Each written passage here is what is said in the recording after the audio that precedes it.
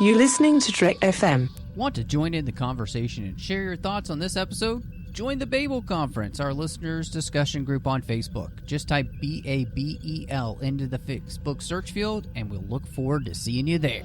Hey everyone, I'm Rod Roddenberry, and you're listening to Trek FM.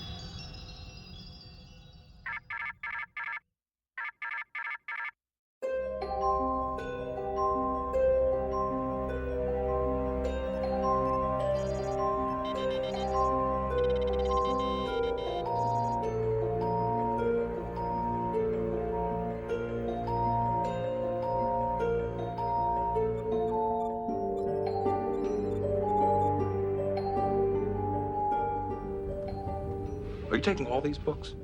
I thought I'd take some light reading. Guess I got bored. Hello and welcome to TFM's Books and Comic Show here, Literary Treks, and I am just one of the hosts, Matthew Rushing, and with me, as he is every time that we are here discussing the literary universe, the one, the only, Christopher Bryan Jones. Oh, wow. You used my full name. People will know my full name now. Yes, Matthew, I am here, ready to talk some books and comics with you, little adventures in TOS this week. Yeah, I'm excited. And, but what's kind of cool, the last time that we recorded, Chris, we were talking about how we didn't really have a ton of news about what's coming up for books next year. Oh, right, yeah. But since that time, that's completely changed. And, our first book of the year, I think, we should probably judge a book by its cover, judge a book by its cover, because, Chris, it's been too long since we've judged a book by its cover. I think that's a new version of judge a book by its cover, isn't it? I've been working on that since I've been gone from Literary Treks. It's just been released as a single. You can find it on Apple Music. So, but coming up at the beginning of the year next year, we are going to have a new Picard novel. But this one is actually going to focus on the Titan. Right after the events we saw with what happens on Mars. And so it's called The Dark Veil. It's going to be by our good friend James Swallow, which I love his writing. And the fact that he's back with a Titan novel is fantastic, too, because he's written some wonderful Titan novels. But I have to say, I think this cover gets the stamp of approval because I love the way that the artist has taken that look from what we saw at the end of the Picard series, with Riker on the bridge and Troy, and he's kind of de-aged them a little bit, and it's a really nice painting. It's a really nice work of art. I think they did a great job, and mixed feelings about Picard as a series, but I'm actually looking forward to reading, what may lead. This might be a good, interesting story to see what leads them away from, Starfleet. So a good cover, and I can't wait to read it. Yeah, it's a beautiful cover. It sort of reminds me a little bit of some of the old hardcover book covers that we got back in the 90s. And they did a great job of capturing Riker and Troy, Will, Indiana. And I feel capturing them a bit in a way that I remember them from, say, Nemesis, but updated a little bit for what we saw in Picard. Yes. It's a nice balance.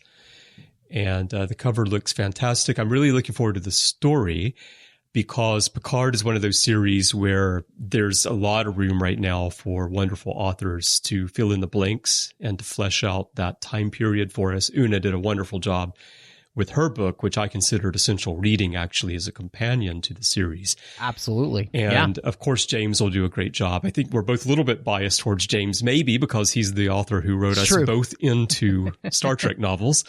Our names are in the books. It's very true. I've got that on my wall. I'm looking at it right now. So I got to be a Starfleet captain of the USS Tokyo, thanks to James. But James is a wonderful author, and definitely I'm looking forward to reading this one, revisiting TNG era characters, finding out what happened at that key moment in the Picard story, and talking about it when the time comes. absolutely. And in April, we're actually going to have a TNG era novel that features Deanna Troi, Beverly Crusher, and Worf. That's going to be by Cassandra Rose Clark, and the title is called Shadows Have Offended. In July, we're going to be getting a DS9 novel that takes place during the series with Jadzia Dax, as well as Keira Nerys, which sounds really fun. It's called Revenant, and that's going to be Alex White. So some great stuff coming out this year. I'm really excited to read some different books. I and kind of going back to the series, which is really interesting. And obviously, we know from what Kirsten said in her interview, we're winding down the literary universe as we know it. And so it makes sense that they kind of be going back to mine some of these areas where you really have so much open space to tell stories with characters. It doesn't just have to be TOS in the 5-year mission era. You've got all of this space for these other series. So that's pretty exciting. And then releases that have come out, and we'll be covering these soon on Larry Trex, but DS9 Comics released the last issue of Too Long a Sacrifice, as well as we had the first release of Seven's Reckoning issue 1 that's come out. In fact, our next episode, Chris, you're going to be talking to Una about her Janeway autobiography, and when we do the news for that section, we will cover the review for Seven's Reckoning, issue 1, and I'm not sure if issue 2 will come out by that point. But we're planning on actually having this big news, we're planning on having 2 episodes this month to make up for not having one in November, which we apologize.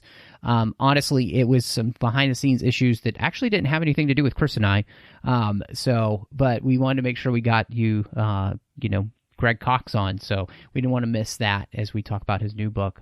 But before we get into the interview with Greg, Chris, we do have 2 comics that have come out, and we need to talk about with the Year 5 issues 15 and 16.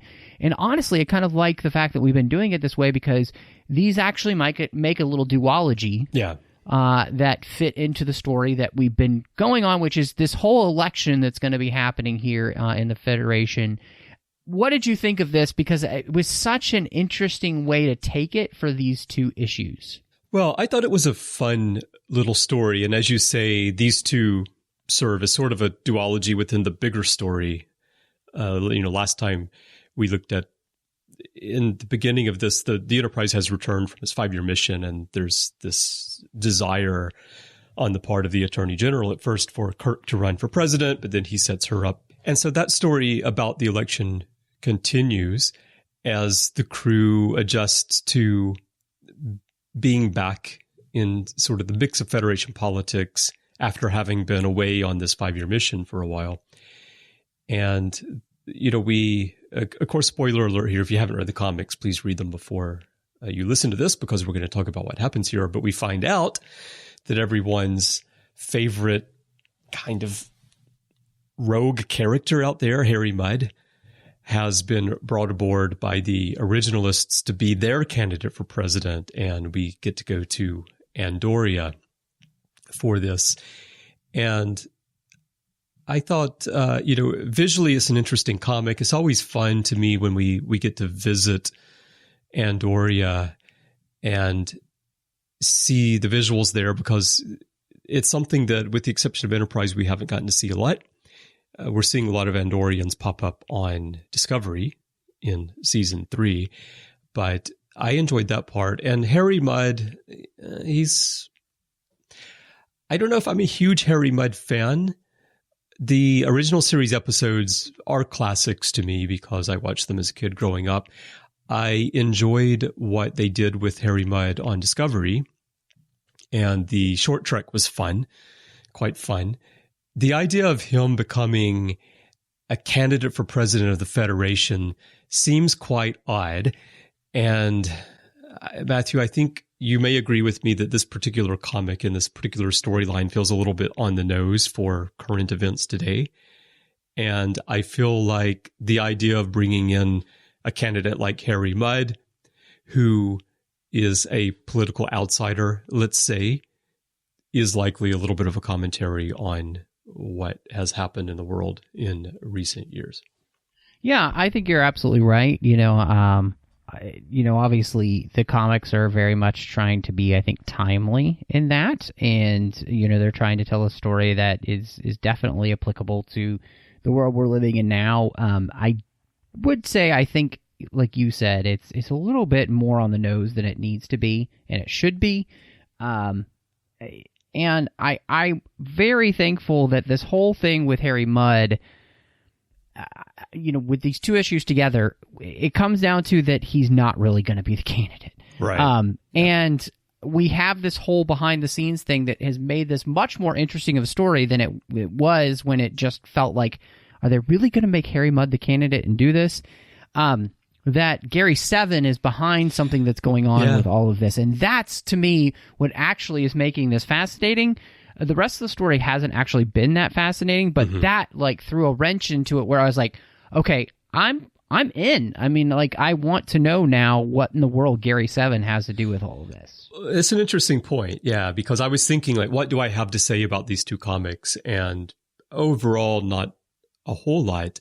Other than I was imagining this as an original series TV episode and thinking that this story would make a really fun episode. If you take what we know about current politics and elections and what's been happening in our own world, and if you just look at it as a story kind of in isolation, and you think about Harry Mudd and you think about how Kirk and Harry Mudd would interact with each other, I think this could make a really fun original series episode. But overall, as a story, I read through the two issues and kind of okay, here we are. But then, as you say, Gary Seven comes in at the end.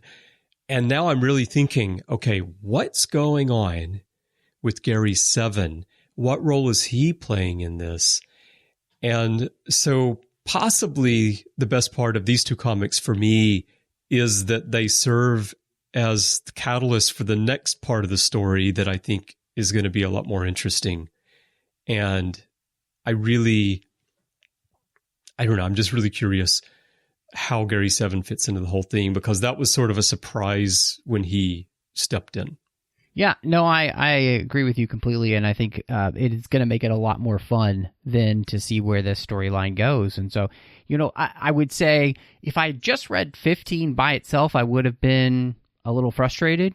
But reading them together, it actually made the story better for me, and it leaves me hopeful then to see kind of where we're going to take this, because now I'm not quite sure. Again, because we threw in the complete...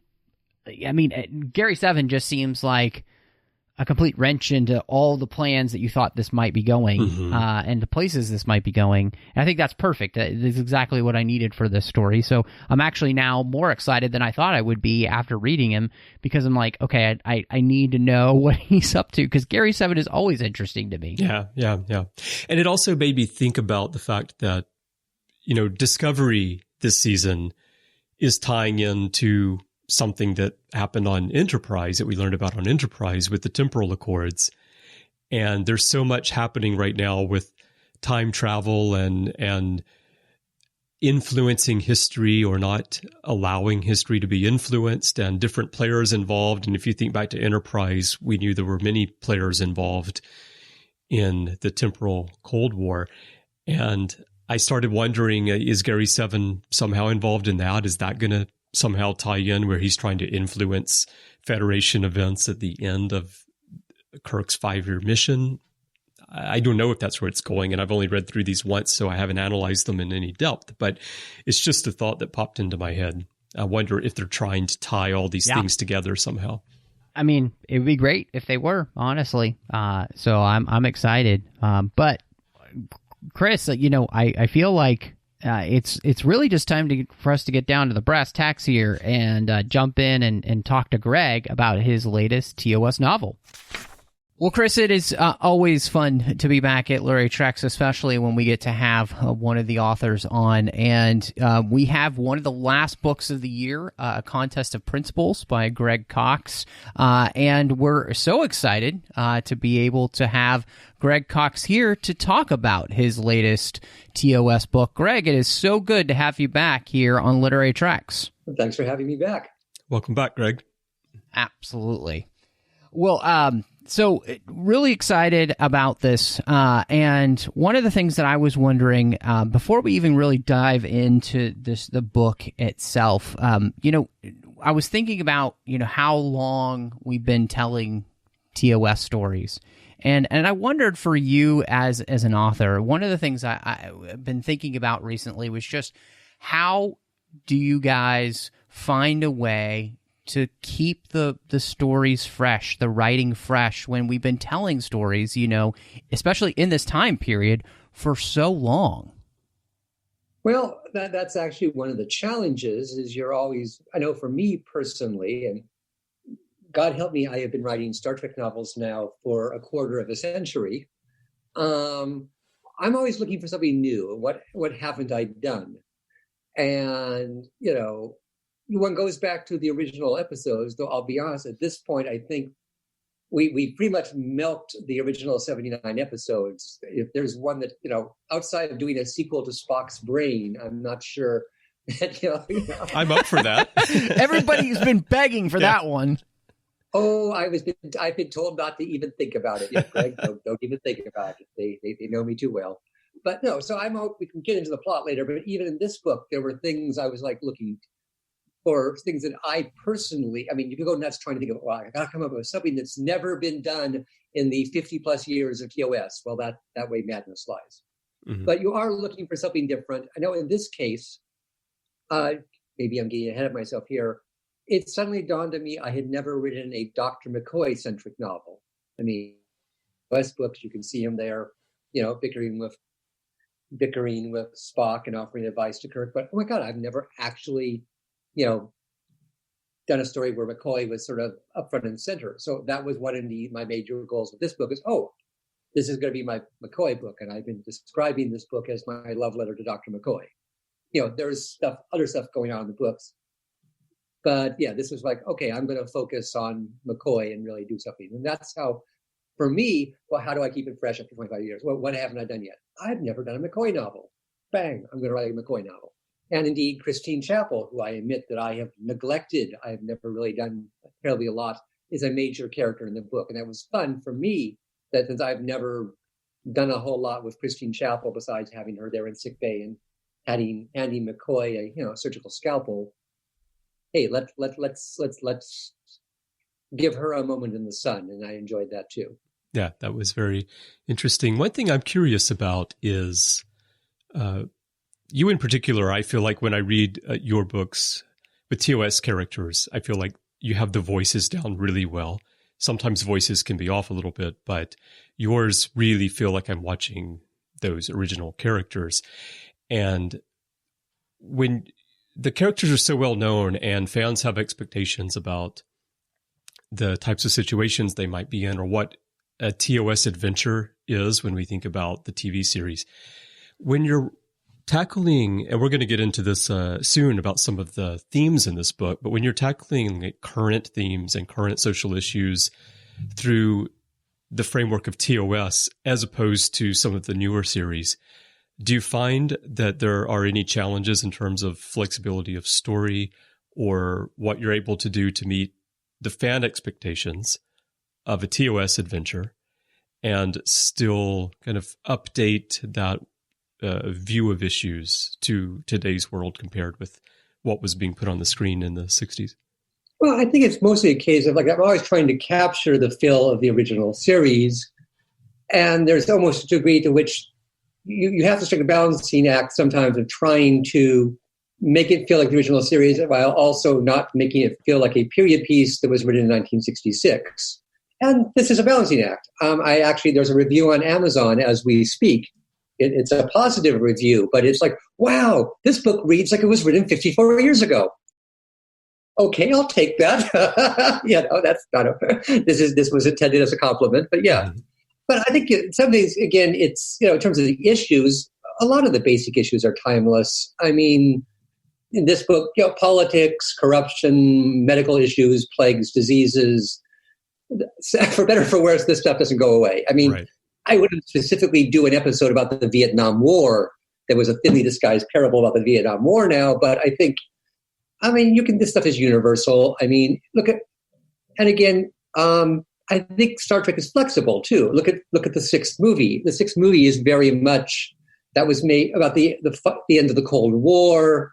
Praxis is a stand-in for Chernobyl. Gorkon is Gorbachev. So. Right. I don't think you're stuck having to do stories about issues in the 1960s. I'm not going to keep rewriting Star Trek novels about the Cuban Missile Crisis. But as long as you, extrapolate them out and, the same issues are going to pop up on different planets. In this book, we can get into the themes, a lot of the political stuff, a lot of the palace intrigues. Wherever you have hereditary monarchies, there are going to be palace intrigues. Those are timeless.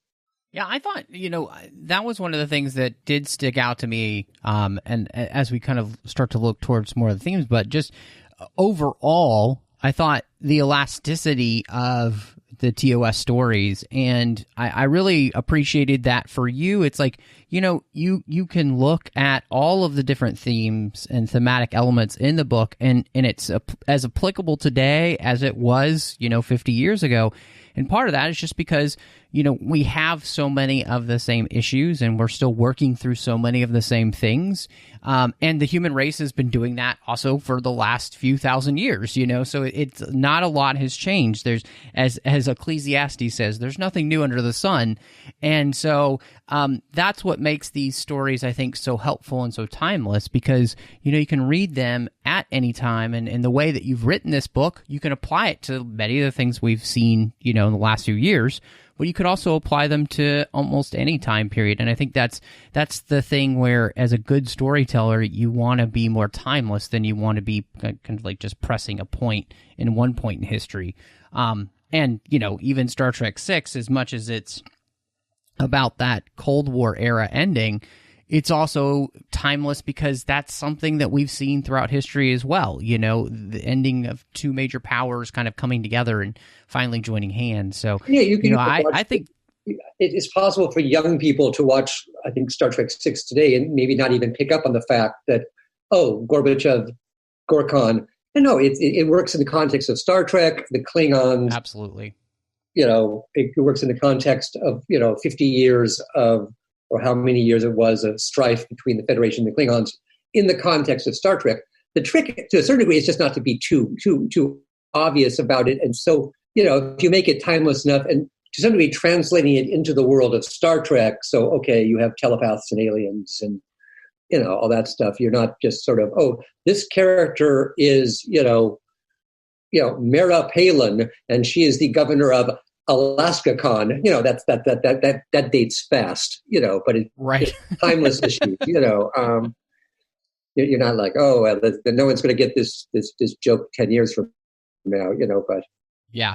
But like I said, absolutely. Lots of political intrigue in this book, and like political intrigue predates Star Trek. Political intrigue will last beyond after Star Trek. So, Well, and that's, I think, one of the things that I think you did so well in the book, and one of the major themes was just about kind of the ethics of news.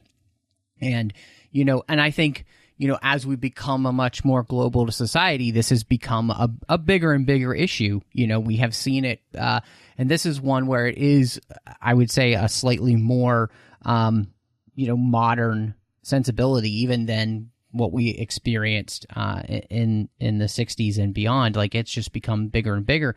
And I really liked the way you kind of see these both sides of, like, how news can influence populations and perspectives on things, and when's the right time to tell the news story, and what's the responsibility of, giving the news out as you get it or when you have all the facts. And I thought that was really, really well done in this story, especially as Spock is kind of sparring with this muckraker. That's a pairing I never thought that I'd see, but now I'm really glad that we got it. Well, that actually goes back to your first question. And again, a lot of times I'm always looking for what haven't we seen in Star Trek? And honestly, you don't see a lot of journalism in Star Trek. I mean, you've got Jake Sisko being a war correspondent during the Dominion War, but generally you don't see reporters and media in Star Trek. So that's why I was sort of on my list of things to do. Oh, well, why not, where are the reporters on these planets when all this stuff is going on? So that was very much on my to-do list. I mean, somewhere, well, where are the muckraking reporters? And again, if we're talking timelessness, you can see it's very contemporary now with the media and news and how it influences things. But at the same time, the muckraking reporter who's trying to get his story is an archetype that goes back to, like, I mean, I watch lots of old movies on TCM. I mean, pretty much any old Warner Brothers movie from the 30s, there's going to be the wisecracking, muckraking reporter who's, you keep the story shut, or you're going to cause a panic, or go watch Mystery of the Wax Museum or something. And there's these sort of, the muckraking reporter clashing with the authorities and what information gets out. That's as old as, again, it's very contemporary. It's also,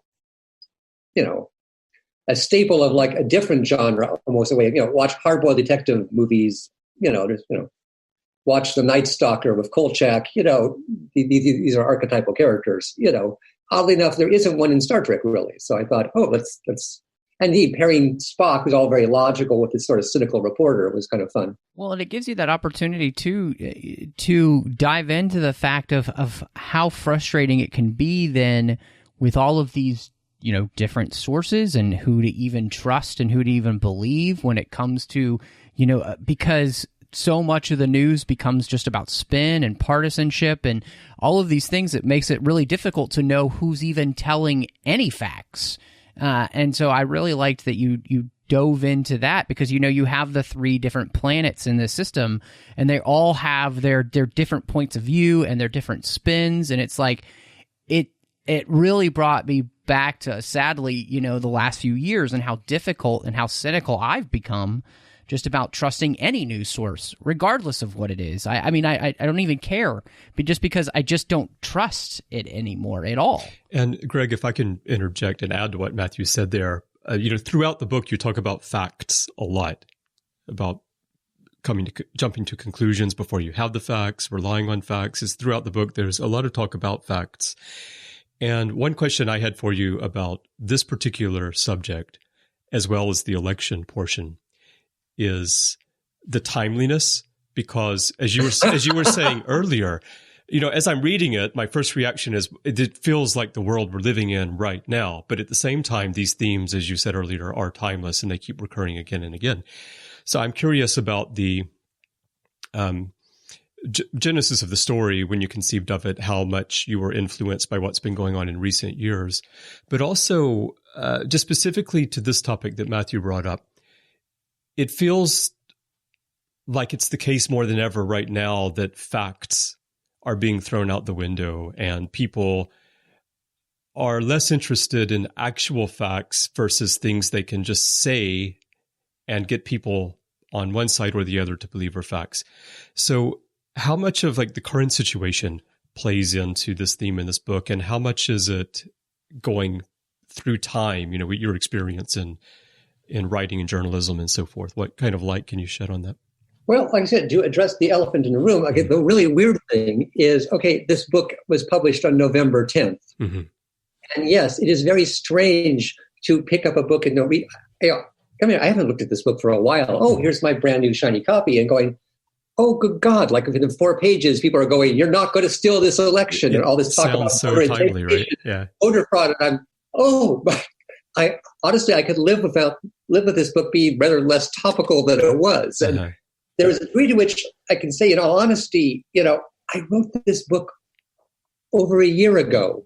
Yeah. I submitted the outline to CBS to be approved well over a year ago. The idea of Kirk and crew being called in as impartial election observers during a fraught presidential election was something that's been sort of sitting and percolating in my file for years now. So, and I can say I was deliberately not like, hey, I'm really, perceptive. I'm going to make sure I have a book about a contested presidential election hitting in November 2020. Yeah. I wish I could claim I was that prescient. That was not deliberate. That being said, clearly there was something in the zeitgeist and what was going on in the back of my head as I was writing this book that, again, I'm leafing through it and I'm seeing, oh my God, lots of discussions of voter intimidation, as you say, and facts and spin and how, whether this information should be released to the public or not, and will it influence are you interfering with the election by releasing this information? Are you interfering with the election by not releasing this information? Do you wait until all the facts are in before you release the information? I mean, this stuff is not written in a vacuum. And honestly, in the morning, I was not getting up. Well, today I am going to write an urgent message about the importance of maintaining the facts during a presidential election. But clearly, the world we live in, it must have percolated in somewhere because, good God, it's funny. I'm already seeing some reviews like, this new book clearly inspired by the fractious 2020 election. And I'm like, how fast do you think I can write? Right. Yeah.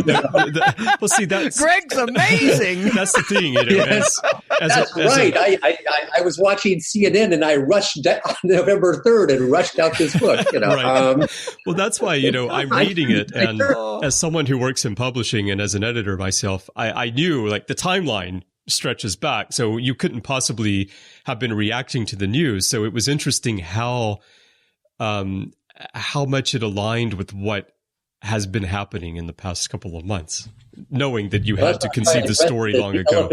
Yeah. Because I know every time I talk about this, people are like, so this book about a fraught contested presidential election with cries of fraud and voter intimidation. So, wow. Did you do that on purpose? Right. Did you deliberately schedule that for November? I thought, Greg, and one of the lines that really struck me was when Spock says, you must be aware that you may sometimes make news by reporting news, therefore becoming part of the story. And I thought it was such a great line because I feel as though every news station, regardless, again, what side they're on, has stopped believing this or even caring that this is a thing. And they just make news because they need news to fill 24 hours a day. So they work their damnedest to make news instead of actually like what we're kind of talking about, which is, news. We would hope it would be to give us the facts, ma'am, just the facts. And that's just not the world we live in whatsoever. But that statement was the clearest statement. I was like, man, I wish every news organization would read this book because what Spock says is absolutely true, and it's too bad that nobody cares enough anymore. Well, at least in the defense of my reporter in the story, he does want to get his facts straight. He's not making stuff up. He's, however, taking the position that he is not responsible for the consequences of his stories. I actually thought him less of sort of a propagandist, as he's like a scientist who has invented this new wonderful discovery. Well, okay, the consequences are not, I'm going to invent, I'm going to invent the A-bomb, and what happens to it afterwards doesn't matter. I'm just going to throw these facts out there. And he actually says, I don't care about the big picture. That's for the historians 20 years from now. I'm just going to get the facts out, And Spock is like, they have this debate. Well, yes, but your facts are going to have consequences. And also, don't you want to at least get your stories right? He said, well, I'll get it out right for today, and I'll put out a correction next week if I have to. Well, Spock is encouraging him to try to, not to, repress the news, not to slant the news, but don't rush out and put out fake half. And again, my reporter has some integrity. He's making stuff up. He's like, don't put out stuff before you have the whole picture. Don't you want to get the whole picture? This is going to cause unrest. Don't you want to get? And that's the sort of the dynamic. And he's, on the other hand, being a reporter, I'm not going to sit on this story for, my job is to get the facts out to people.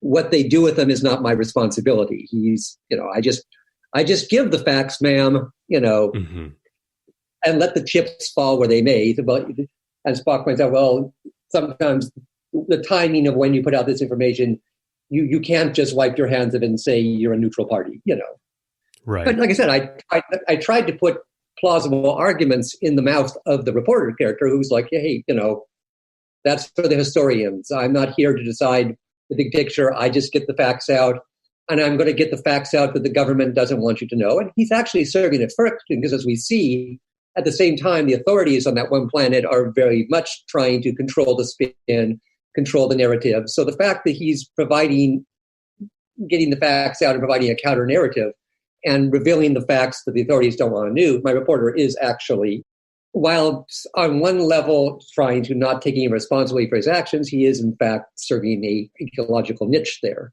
And there is a dynamic, and like I said, it's not like Spock is absolutely Spock doesn't say, I don't have the answers here, but Spock just keeps urging him to get the big picture, give me 48 hours to find out what the real truth is before you run with a half-baked story that may or may not be true. And they possibly, have negative consequences. And indeed get get Dr. McCoy killed. But, Yeah. Well, and I mean, on top of that, it really does come down to responsibility, along with the ethics of news. Like a major theme in this whole book is like, what is your responsibility in the role that you have? And that responsibility is larger than just yourself, and so I think one of the things that this book mirrored so well is that what we see in our world and we've seen in history is that when the world is at its worst, it's when everybody is only caring about themselves. They don't care about the responsibility towards anyone else, and that plays out in this book as you see different politicians with that attitude, and different political parties, and just responsibility. It comes down to that, and do we care about the fact that we do have a responsibility beyond ourselves? And that was a huge part for me in this book, and it's something that I really enjoyed about the story. And sometimes the choices aren't easy. Like I said, in the case of the Kirk plot line, and for those who have not read the book, basically there's kind of an A plot, a B plot, and a C plot, and there's a Kirk plot, a Spock plot, and a McCoy plot. And each of them is on a different planet dealing with kind of a different political situation. In Kirk's case, like I said, he's there as an election observer, and he's trying very hard to stay neutral, even though, frankly, the Federation would rather prefer that one side, wins rather than the other. But he's trying to strike this balance and try and make sure everything turns out okay and be neutral. And again, it comes down there's even a news story there where he gives some information. And it's like, well, if I release this information, this will have consequences. If I don't release this information, and I'm going to get flack from either side for trying to put my thumb on the scales here, and he has to, weigh whether or not, what happens, And it's a heavy responsibility, and sometimes there's not easy answers. And he has to, okay, if I release this information, I'm going to be accused of bias by one side. If I sit on this information, I'm going to be accused of bias by the other side. So it's tricky. And meanwhile, McCoy has got his whole medical issue where on one hand, there's his Hippocratic oath kind of ends up conflicting with his duties to Starfleet, where there's a medical crisis that also has serious political implications. So, and first and foremost, McCoy, of course, is going to go for curing his patient. The idea was to set up lots of different, moral dilemmas. And also going back to your first question, where I got this idea, like I said, the idea of the Enterprise crew being election observers has been sitting in my files for years. And what I liked about that idea, with no intent to be topical, was simply this, again, not something we've really seen a lot. It was a political plot that didn't involve, say, them transporting ambassadors to a vital peace conference or something that we've seen many times before. I can't swear it hasn't been done in many of the other 1,000 Star Trek novels, but, we never saw. There hasn't been a whole lot of episodes with the Enterprise crew being enlisted to be impartial election observers on a fraud election on an alien planet. So that was something new. That was something different. It wasn't a plot we'd seen, to my mind, 500 times before. So, and it's been sort of buried in the back of my brainstorming file for a while until it finally kind of percolated to the surface here, which is the way it works. Like, I'm going to get these ideas. I literally do have like a manila folder where I just stick random ideas for Star Trek books into, and sometimes they can live there for years before sort of percolating up, to, this is the time to use that idea finally, And these ideas just suddenly hit you out of the blue. You jot them down, plop it in. Or I'll read an article about election observers in South America or something. Oh, that's kind of a cool idea. I wonder if Starfleet ever gets listed to doing this sort of thing, and I'll sort of It's the brainstorming file is full of newspaper clippings and magazine articles and things that I sort of, Well, here's a news item that you may not have encountered. Here in Japan, some farmers were having problems with bears coming from the forest into the fields. And so they created these like robot wolves with flashing lights in their eyes and all to scare them away. Talking about that on Facebook. Yeah. So maybe plop that into your file. Maybe you can break that into a future story. Robot wolves. That's the next Star Trek That's book. how we do scarecrows in Japan, Matthew. And then they become artificially intelligent. Exactly. Yeah. Ooh, that's And creepy. Kirk has to cause them to blow up by using illogic on them. But how do you use illogic on a robot wolf? The wolves of Armageddon. Okay. The wolves of Armageddon. There we go. It's already written. That's right. You were talking about that idea of, Kirk having to make the decision because he comes into this information about the plot to assassinate Dev's sister, who's who's running for president against the general, and Dev has actually engineered and gone to extreme lengths to set the general up to look like he's tried to kill her. And I loved that moral dilemma of Kirk having this information, the Enterprise having this information, and knowing that if we release this information, it will harm the candidate we think is better for this planet to win.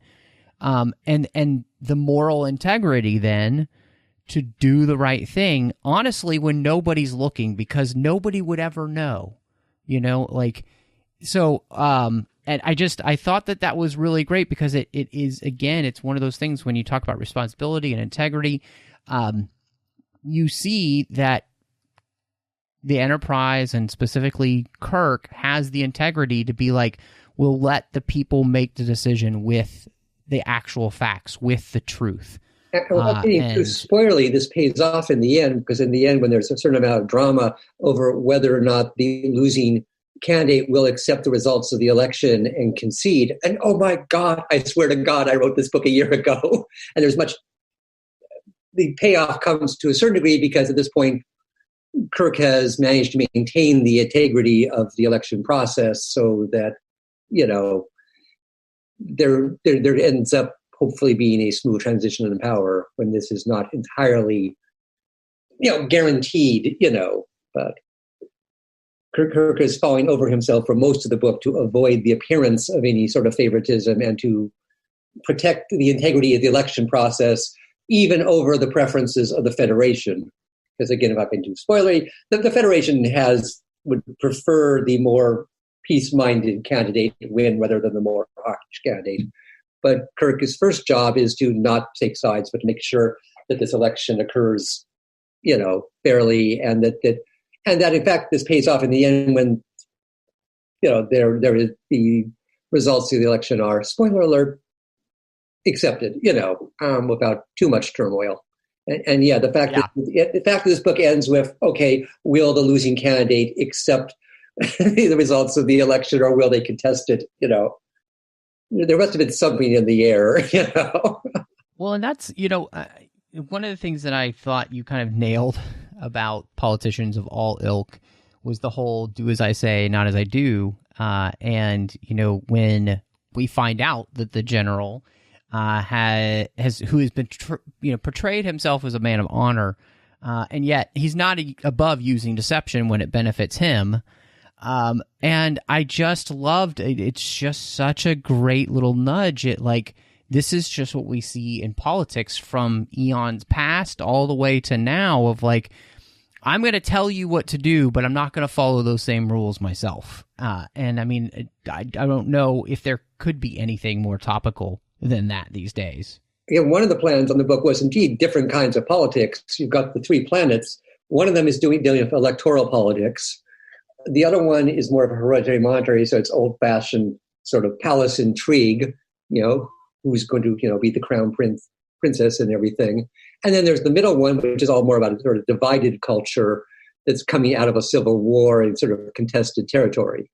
So again, all timeless themes kind of, but there was sort of a sense of, as I'm jumping around, because it's a big, thick book, you don't want to keep hitting the same notes, that you're kind of dealing with modern electoral politics on the one planet, you're dealing with old-fashioned sort of palace intrigues, hereditary monarchy, viziers and advisors and whatnot, and major domos on one planet. And then the other planet, which is the contested territory, which is, in my head, honestly, was sort of a composite of Northern Ireland, Kashmir, post-World War II Vienna, just sort of this sort of, disputed territory where, again, lots of espionage and intrigue, and nobody is really can be trusted. Okay, and everybody has their own agenda.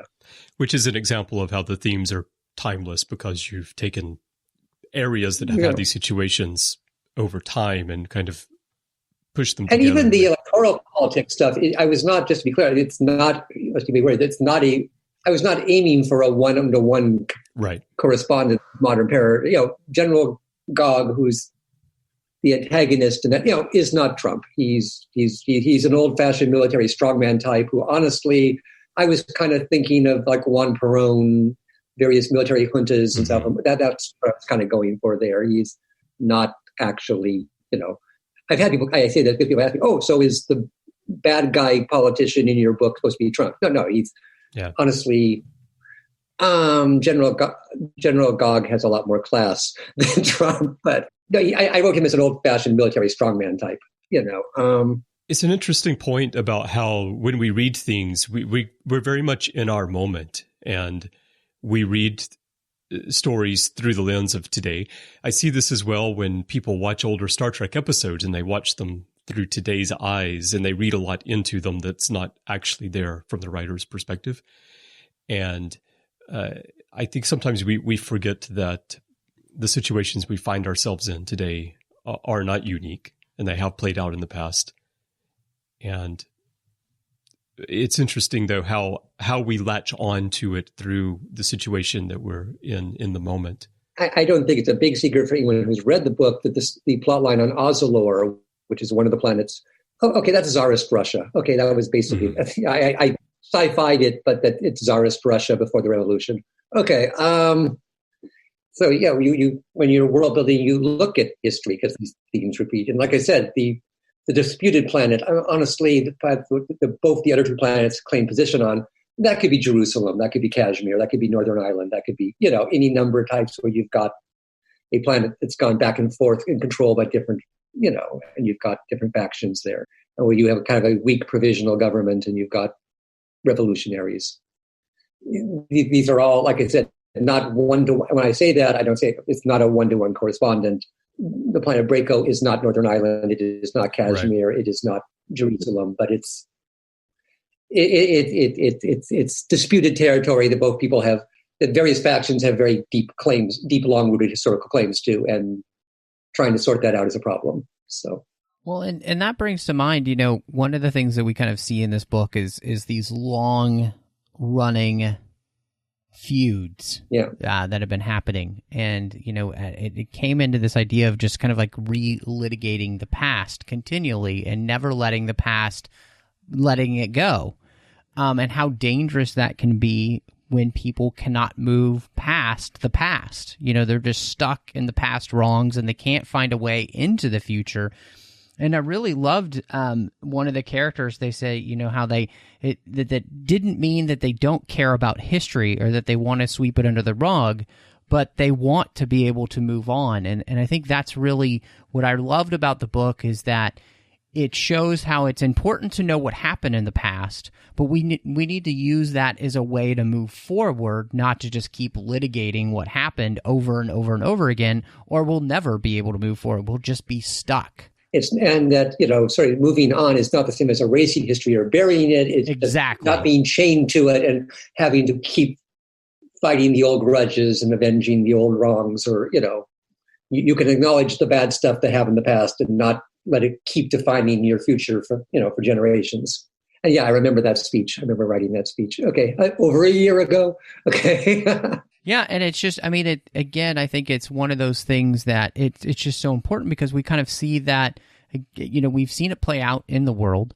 many times, but it is becoming more and more a thing that you're seeing. It's like if we have to be able to do both. We have to be able to remember what happened.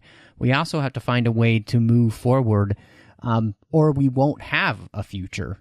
And so, people have to be able to grow, and be given the opportunity to grow. And so, yeah, it's just I think that's, one of the things that really stuck out to me in the book. And I really wanted to ask you then too about this kind of like finding out something new. Like we find out at the end of the book. So this is a big spoiler alert for everyone. If you haven't read the book and you're still listening to this point, I just want you to know we're going to talk about the very end. But how did you come up with this idea of, what Spock finds out about these 3 planets and that they're actually not native to these planets at all? Well, that was sort of like I said, there was this sort of idea that there were a lot of angst and wars and bloodshed being committed over something that was basically a myth. To elaborate for people who haven't read the book, there's this one planet that is believed to be the native birthplace of this humanoid species, which has since spread out and colonized the sector. And you've got these 2 rival planets, both claiming possession of our sacred homeland, our birthplace, the birthplace of our race, our species. We must own this. It turns out that they're all long buried in the past.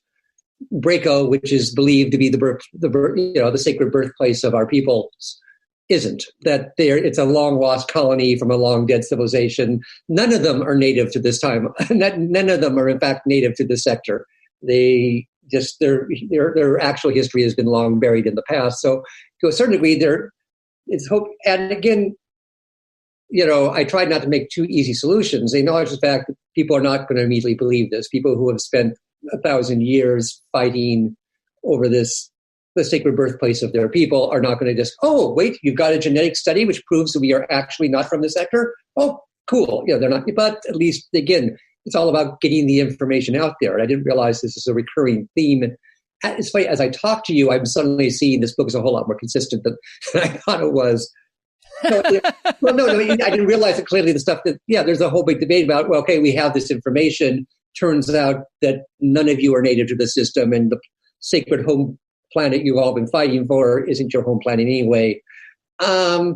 There's some debate about how do they get this information out, and should they get it? Is it Starfleet's responsibility, because these people are outside the Federation, to even share this information? And well, who this information to? You give it to the authorities? Do you give it to the scientists? Do you give it to the revolutionaries? Do you give it to the muckraking reporter? And it's acknowledged that this isn't going to change everything overnight. That a lot of people are going to go, well, there is it, fake news. We don't believe the scientists, whatever. But at least the process is there, and a lot of these stuff, even on Braco, that nothing is resolved. Things arguably are moved better than they were before the Starfleet Enterprise arrived, but I didn't want to do a plot where Spock arrives on Braco and suddenly 1,000 years of dissension and civil war are suddenly averted overnight. He again, spoiler, he gets the 2 sides talking to each other again. He puts the ideas in their heads that maybe it's time to put aside some of the old grudges, and he opens up lines of communication that were not there previously. But Spock does not overnight fix the problems on Braco. He was sort of practicing for unification, 1, 2, and 3. Indeed. And I was also kind of thinking a bit at the end of Mirror, Mirror, where Kirk doesn't single-handedly overthrow the evil Terran Empire at the end of the episode, but he does kind of plant an idea in the head of Bearded Spock. First Bearded Spock, not even Peck Bearded Spock, right. Your universe Spock, that, hey, maybe there's something you could do or start the process of undermining the evil, corrupt Terran Empire. Yeah. So, but that was kind of what I was kind of going for again, where Spock plants the idea in the heads of various people and opens up lines and comes up with some information which, if people take it seriously, would maybe tone things down a little bit, make Braco not quite such a bone of contention if it's not quite as sacred as they think it is, even though this is accepted, the public is not going to immediately just, oh, a Starfleet scientist has a genetic study that proves you're not native to this planet. That's not going to. Right. The entire world isn't going to go, oh, okay, never mind. We've been wrong last 1,000 years, never mind. Okay, Yeah. Someone can't come in and instantly change your mind. The information out. Yeah. At least they get the information out there, and the Bracans have the information. The Ozolorians have the information. The scientists have the information, and we will see what happens. Right. So I was avoiding easy answers. Yeah. I mean, you highlight that it's a process. It's not, things don't instantly change, that there has to be a process that affects change. And sometimes I think that's something that's lost on the world. And similarly, with other planets, Ozolor, for reasons, again, because of an issue in the past, boy, I was damn thematic here, does not have diplomatic relations with the Federation because of a atrocity that occurred in the past. And at the end of this book, lines of communication are opening, and a new Federation embassy has not opened on Ozolor, but thanks to the efforts of Spock and McCoy, and for reasons, they're talking again, and who knows, maybe a new era of cooperation. Ozolor ain't joining the Federation any day now, but at least we're talking again. Well, and that's one of the things that really struck me about almost all of these stories that you were telling, is that, in all of these places, the crew of the Enterprise does the right thing, regardless of how difficult it is, and that they pay off, and I think, that's something that I think, our world could definitely use more of, which is do the right thing even when it seems impossible, and more than likely it's going to pay off in a way that you can't expect, and lots of times for the better, because that's how the world works. And I really appreciated that this book is all about kind of just helping us see that that's the case, and the guts that it does take for all of these characters to do that, especially when their lives are on the line. McCoy's life is on the line, Spock's life is on the line, Kirk's life is on the line, Chapel's life's on the line. All of these people, they're putting their lives on the line for the truth in the end, for what's right, and it pays off. And I think, that's something that Star Trek can do so well, and to help us see that truly is something that we should not lose, even in our world today. It's funny, as I was talking to you, in my head, it was sort of like there were 3 different plots in that book. But yeah, as we see, all 3 of them, it's all about information, it's all about politics, it's all about building trust, opening lines of communication. These things, clearly this was in the back of my head, because these things keep popping up, even in the 3 very different situations on the 3 very different worlds. The issues of information, about politics, and building lines of communication just keep popping up on all three planets, And I'd like to think this was all planned in advance, but there is a degree to which that was just sort of, I guess, percolating in the back of my head, as I wrote this book.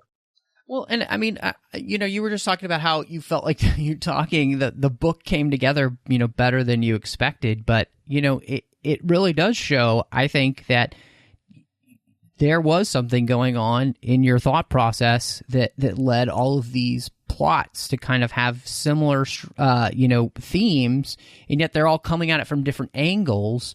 But it allows us to really, and I think that's, what makes it a good book, is it gives us that opportunity to be able to see all sides of these thematic elements, and how complicated they are.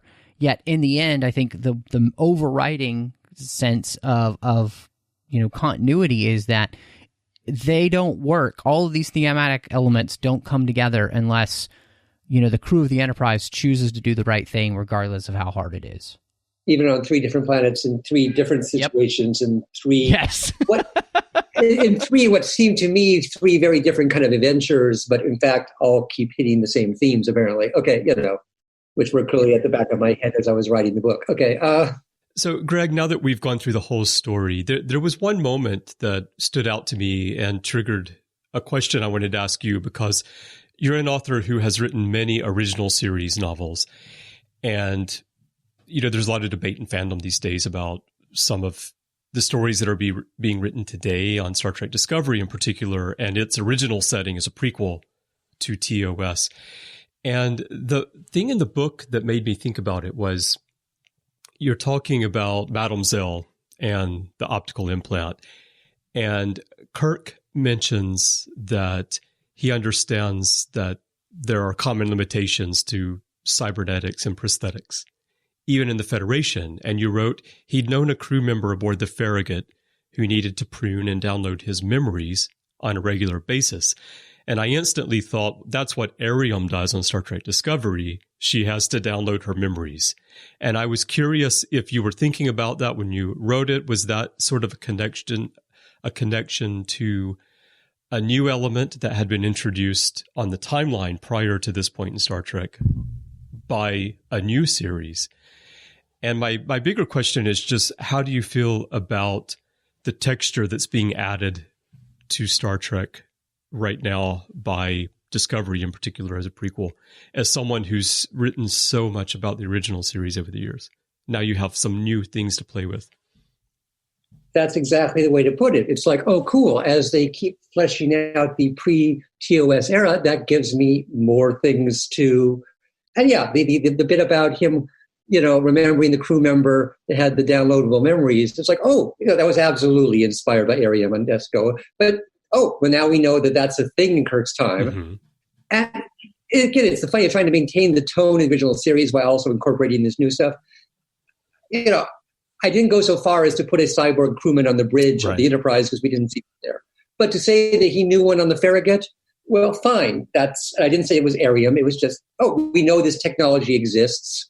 And yeah, there's also some throwaway references. I think, I have a list of aliens. I actually have it written on a piece of paper of aliens that were known to the Federation at the time of TOS, as opposed to the ones they ran into in the later series. And yeah, as I'm watching Discovery, I'm adding, oh, good, I can reference Kelpians. I can rescue, So you get, it's because the fun of fighting Star Trek is you've got this whole, big, long span. And I've been embracing this from day one. I mean, my very first Star Trek novel had the Hortas from TOS popping up on TNG. Mm-hmm. I wrote a book where Captain Kirk, where Seven of Nine time traveled and met Captain Kirk. Oh, right, yeah. So, so bringing TOS elements into TNG, bringing disco elements into TOS, that's the fun of weaving this stuff all together. There's actually two or three. You didn't mention one of my, lines that made me chuckle in the book. There's a scene where Spock, who has been locked up in a dungeon, needs a shave. Oh yeah, I remember. Yeah. Yes, Chapel mentions, you might look good with a beard. Yeah. And he goes, I experimented with one in my youth. Exactly, yeah. It was not universally well received. I noticed that. I admit I chuckled over that when I got that line. Like, of course, yes, that was it works in the context of TOS because, hey, Spock can grow a beard. We know Spock can grow a beard. Mm-hmm. We saw Mirror Universe Spock. We saw his brother Sybok had a beard.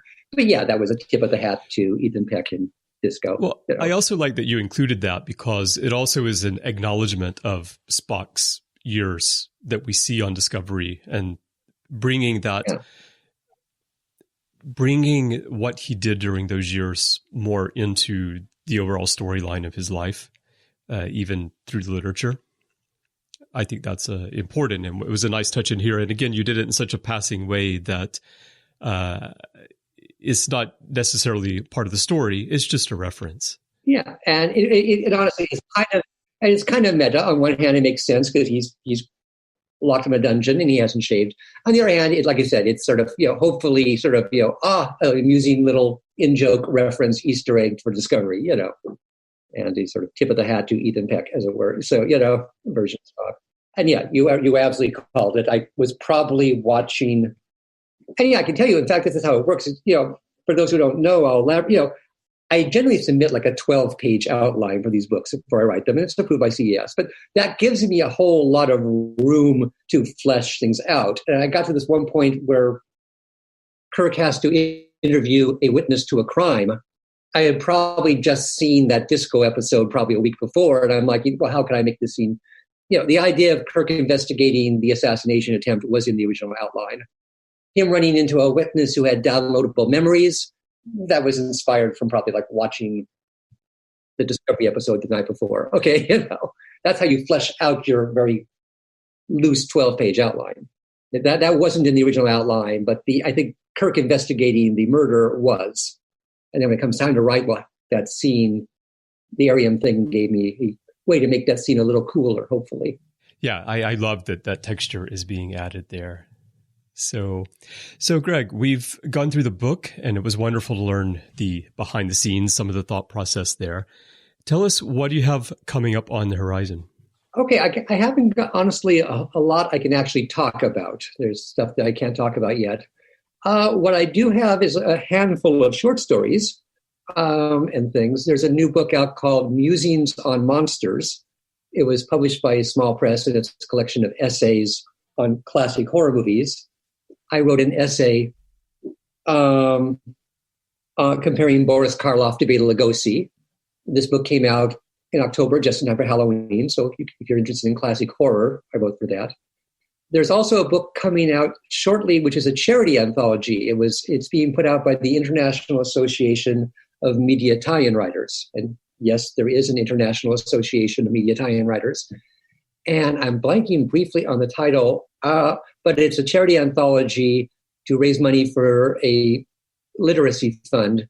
And the gimmick was we each took a public domain character, so we have to pay licensing fees, and wrote a story about a tie-in story.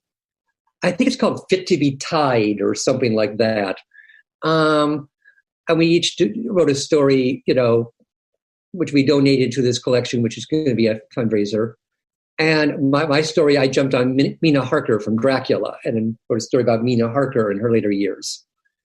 And, oh God, I'm tempted to go on the internet and try to look up the title, but it hasn't come out yet. It's a charity anthology being put out by the International Association of Media Tie-in.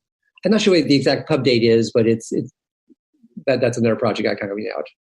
And beyond that, in the manner of writing, I have outlines and proposals sitting on desks waiting to be approved, and that's pretty much where I stand at the moment.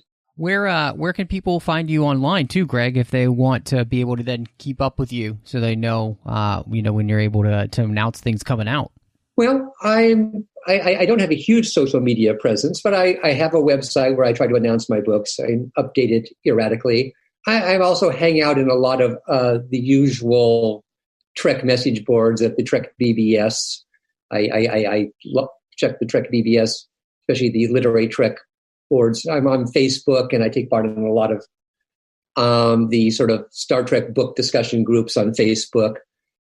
Recently, I've been hanging out a lot on Facebook at a site called Constellation, which is sort of a virtual science fiction convention, which is being held for all of us poor orphans who haven't been to a convention in a year. Yeah.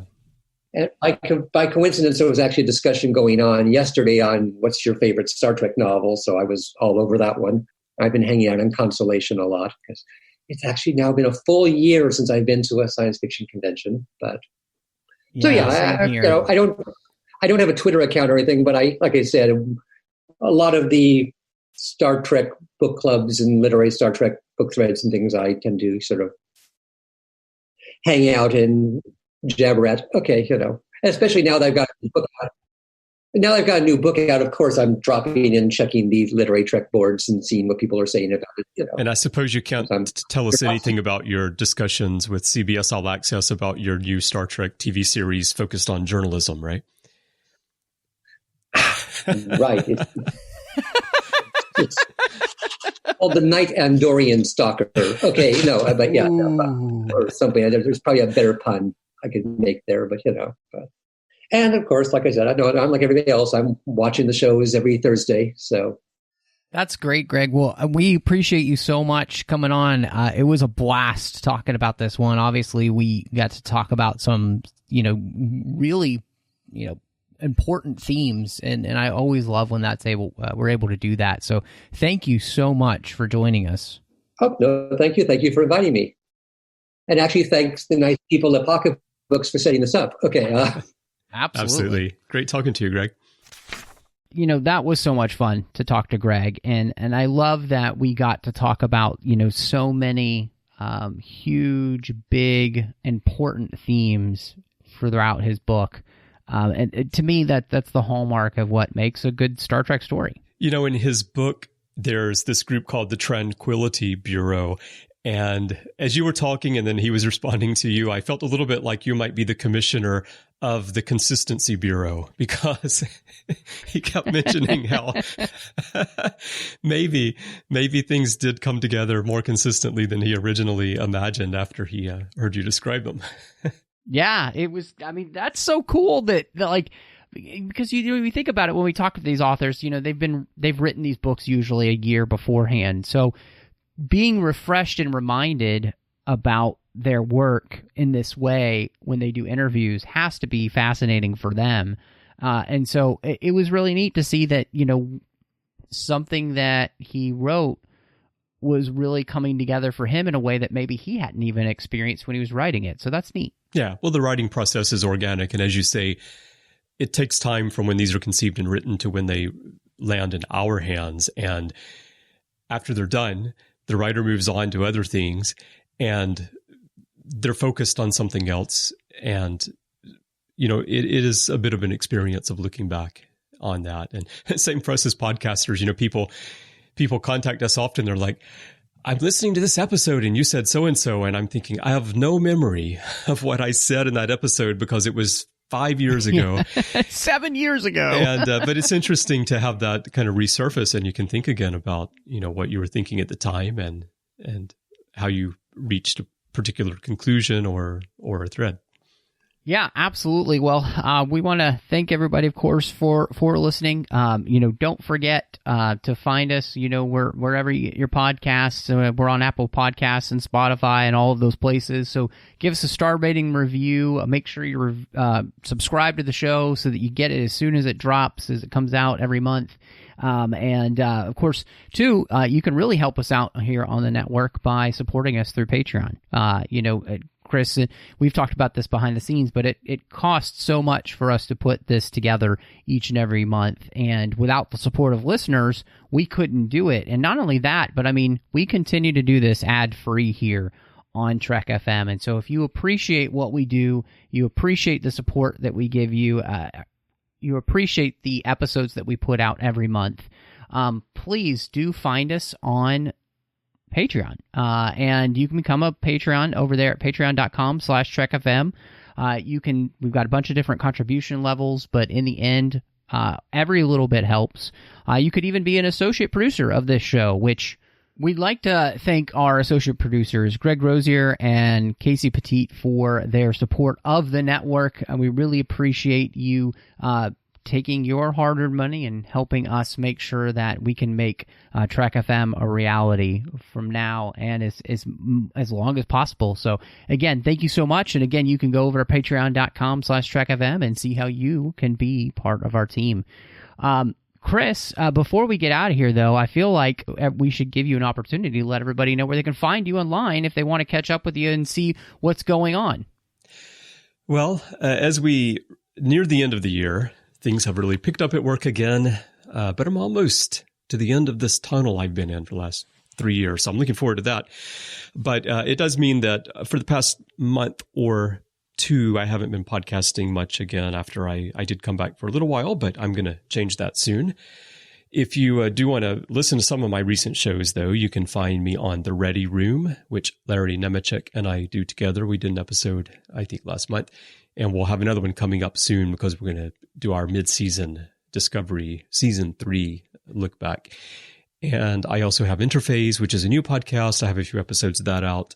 And that's basically where I am at the moment in terms of podcasting. Now, if you'd like to chat with me, I'm always up for some quick chatting about Star Trek. And the best place to find me to do that is on Twitter. My username is CBryanJones. That's Bryan with the letter Y. So the letter C and Bryan with a Y. That's where I'm most active. You can find me on Facebook as well, although I don't use Facebook very much outside of peeking in on the Babel Conference. And that's about it, Matthew. So let me ask you, when you're not busy pulling all the strings of a story together as the head of the Consistency Bureau, where can people find you and what do you have going on?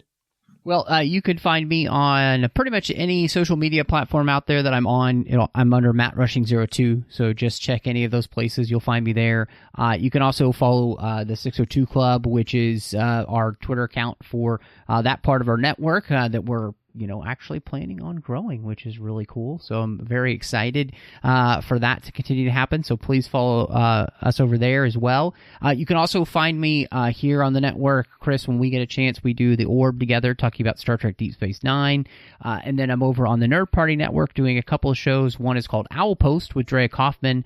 And we are almost finished with our journey through the Harry Potter series, one chapter at a time. It's amazing. It's really exciting.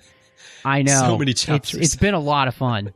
Yeah. It is. In the end, it'll be 200 episodes of shows. Wow. But it's been worth every bit. And then you can find me doing Aggressive Negotiations, which is a Star Wars podcast where John Mills and I talk about Star Wars every week. So hopefully you'll join us over there. We should point out, Matthew, a Parsec Award-winning podcast about Star Wars. This is true. We were very honored to win a Parsec. And I should mention, too, I forgot to mention that I do talk about Star Trek Discovery on The Edge. I've got a couple of episodes out. I'm a little bit behind, but I'm going through season 3 as we go along. So you can find me on that podcast as well. Well, Matthew, it was a lot of fun today talking to Greg and, of course, going through those comics. And I'm looking forward to our upcoming discussions with comics and also getting Una on here to talk about Janeway. So I'll be busy reading and looking forward to the next literary trek with you. Well, thank you, everyone, for joining us. And, of course, live long and read on. You call that light reading? To each his own, number one.